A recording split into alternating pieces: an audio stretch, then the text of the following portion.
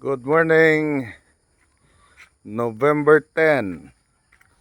Latest update sa tuang pitsay. Yun.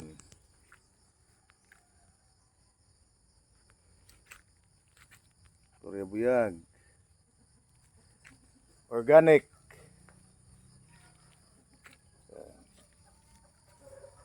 Yan.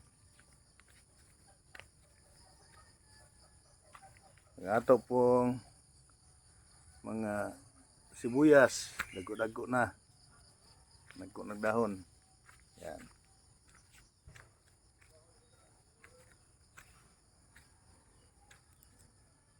Then dalitos. November 10 karon. Good morning everyone. Atay kalingawan, bubuntag.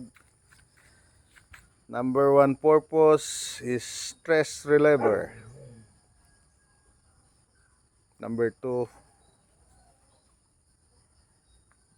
food, vegetable.